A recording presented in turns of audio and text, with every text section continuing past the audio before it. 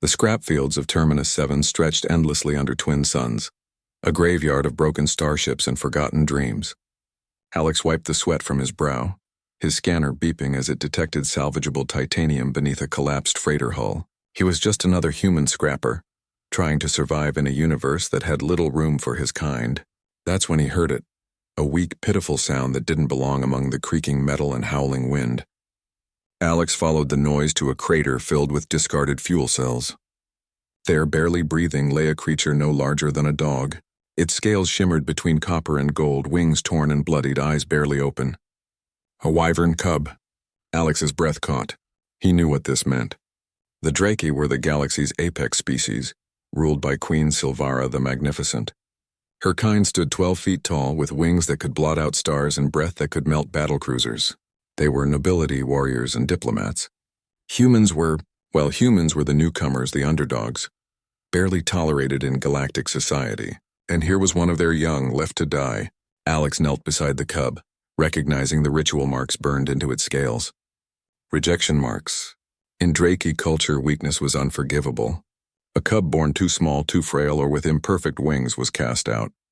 Left in places like this to meet the only honorable end their society permitted, death by exposure. "Not on my watch," Alex whispered. He wrapped the cub in his thermal jacket and carried him back to his HAB unit, a cramped shelter carved into an old colony ship. His sister Elsa looked up from her workbench, her eyes widening. "Alex, I know what it is. If the Draki find out, they won't. They threw him away, Elsa, like garbage." Alex's jaw set with determination. "He deserves better." Elsa studied her brother's face, then nodded slowly. She'd seen that look before. Once Alex decided to protect something, nothing could change his mind. "We'll need thermal lamps, protein supplements, and medical gel. His wings are infected. For weeks they worked in secret." Alex named the cub Ember. He fed him by hand, cleaned his wounds, and sat with him through fever dreams. Elsa engineered a nutrient formula that matched Draki biology.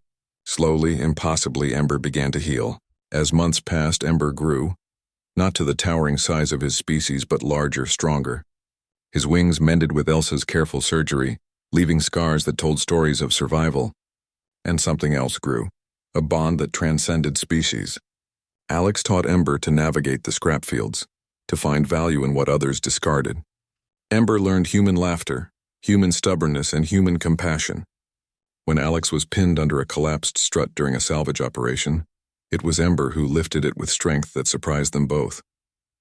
"You saved me, little guy," Alex said, coughing dust from his lungs. Ember's eyes, now bright amber, fixed on him with fierce devotion. In broken common, he rasped, "You saved me first." 2 years later, Queen Silvara's dreadnought arrived at Terminus 7. She sought to reclaim a royal artifact rumored to be in the Scrapfields. Her landing party swept through the settlement, her massive form casting shadows over terrified humans. That's when she saw him. Ember stood beside Alex and Elsa, no longer a dying cub, but a young drake, scarred and smaller than royal standards, but alive, proud. The rejection marks were still visible on his scales. "Impossible," Silvara breathed. "I left you in the ritual grounds. You should be ash in memory." "He would be." Alex stepped forward, his voice steady despite his pounding heart. "If humans believed weakness deserved death." The Queen's eyes narrowed dangerously. "You dare lecture me, human? You kept my bloodline's shame alive." "I kept your son alive," Alex shot back. "And he's not ashamed. Neither am I." Silence fell across the Scrapfields. Draki warriors tensed, ready to incinerate the impudent human. But Ember moved between them, wings spread despite their scars. "Mother," Ember said, his voice stronger than it had ever been. "This human gave me what you could not, a chance. He is my father in all ways that matter." Queen Silvara stared at the son she'd abandoned, then at the human who'd defied nature and culture to save him. Something ancient and cold in her chest cracked. "By Draki law," she said slowly, "you should die for this interference, human." Alex met her gaze, unflinching. "Then I die knowing I did the right thing." The Queen threw back her head and laughed, a sound like thunder rolling across mountains. "Humans, you're all mad." She looked at Ember with something that might have been respect or regret or both. "Keep him.